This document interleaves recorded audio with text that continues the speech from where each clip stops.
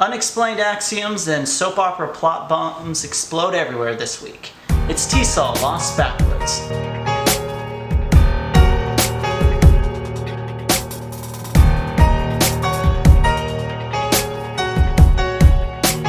Hello and welcome to TSOL Lost Backwards, the series where I watch the television show Lost in reverse chronological order and see if I can make any sense of it.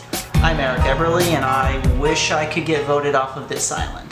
After all that submarine craziness of last week, we open with an homage to the original put a bunch of idiots on an island and see what happens, Survivor. Obligingly keeping with the theme of this series, we start at the end, where Handsome is being voted off the island. Baldy and him have some kind of powwow, which I believe is Polynesian for a buttload of dialogue.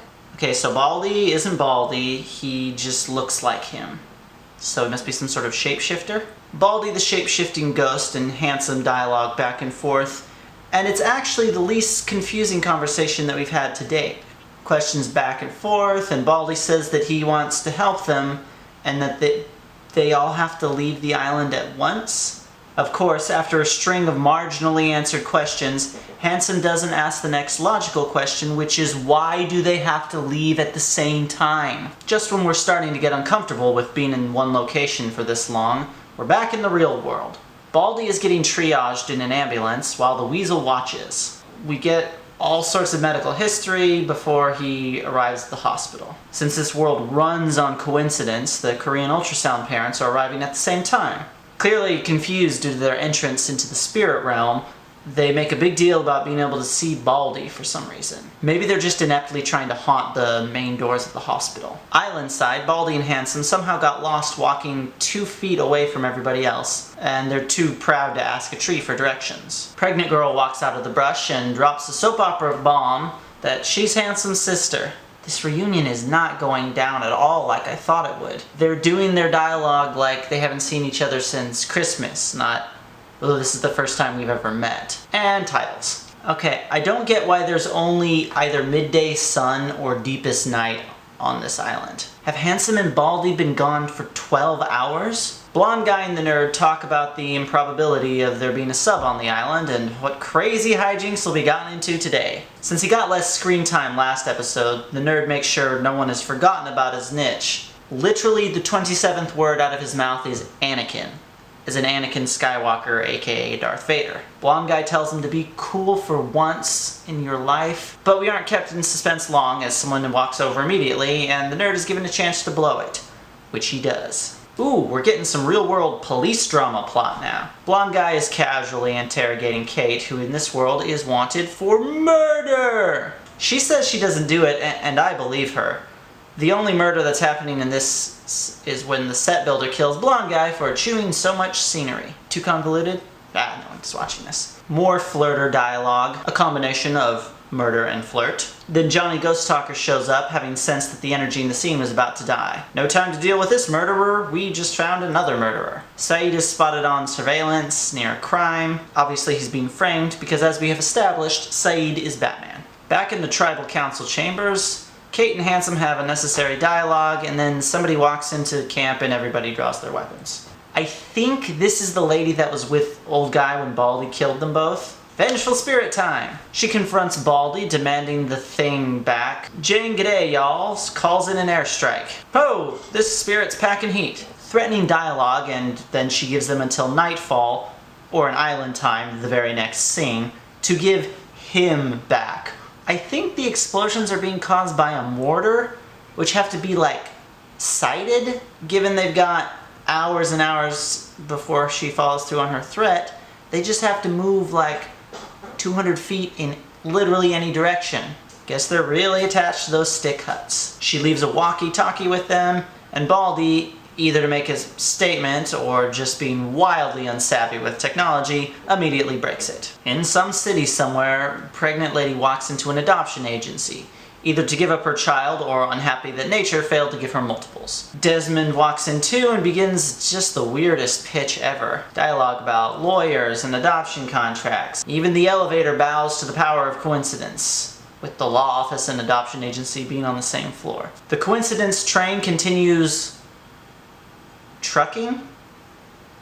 as the lawyer was looking for pregnant lady already. On the island, Baldy shows true leadership as he starts delegating tasks to his new followers. Blonde Guy and Kate go to get some boat, and Saeed gets a special mission. Afraid of getting lost in the shuffle, Blonde Guy has a plan to screw over everyone else and take the boat for the, and I use this term loosely, good guys. And the screwing over continues. Saeed is going off to kill Desmond. He has to pay for ruining Baldy's hot tub. Well, what do we have?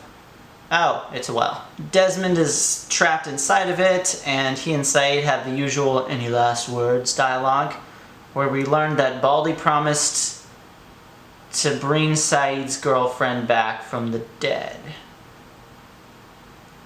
Baldy appears to just be the Superman of ghosts, getting any old power whenever it's convenient. Real-world Saeed, that's Saeed in the non-island world, not Saeed in some MTV crossover, returns home to prep the world's largest and least prepared bug-out bag. His wife nearly has time to express emotion when Johnny Ghost Talker and Blonde Guy show up through the front door and line in wait in the backyard respectively. In some crazy inverted Occam's razor, Blonde Guy trips a fleeing Saeed with a hose and pulls a gun on him, rather than just pulling a gun on him. Over at Place Where I Tied the Boat Up Point, catchy name, Blonde Guy and Kate dialogue about double crosses and how they're leaving pregnant girl behind. They ditch their bags but take their large heavy metal guns and swim out to the boat. Baldy's entourage humps it through the forest, and Handsome and Preggers talk about Baldy and trust and who the hell are all of these people? There's like 45 people here besides the main characters. Anyway, Baldy isn't sure what's taking Saeed so long.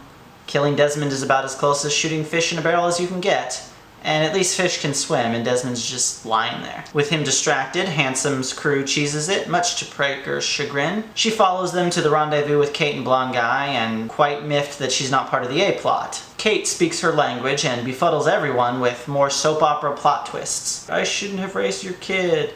Both of us are coming or neither of us are, etc. Situation diffused, I guess. Handsome and his son are in the same building as the adoption agency to hear his dad's will. The meeting of the siblings, that's Handsome and pregnant girl, happens. Handsome is overcome. Voice cracking with emotion, he gets a phone call and agrees to do surgery in 20 minutes, which is apparently the requisite amount of time to get over a life-changing reveal. Let the record show, if I ever need surgery, I want it done by single orphan loners. None of this family matters crap. Back on the boat, Handsome and Blonde Guy have some macho dialogue.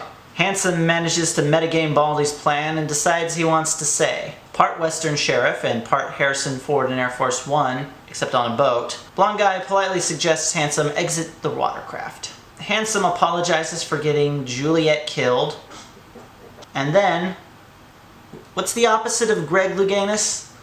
He that's into the water. The boat team makes it ashore and is held up by Jane G'day y'all. The Korean ultrasound parents are reunited. Since they've called her Sun like 30 times this episode, I'm gonna call him Moon. Sun and Moon are reunited in a giant middle finger to Greek mythology. Then they are all bafflingly taken into custody and they start shelling the other island where Handsome has just been recovered by Baldy. Explosions and that silent ear ring thing happens and Baldy carries a dazed Handsome off this poor excuse for Omaha Beach. Tune in next week for additional confusing reveals. In the meantime, follow me on Twitter at lost_backwards or on my website TSOL lostbackwards.wordpress.com, and of course, please subscribe on YouTube.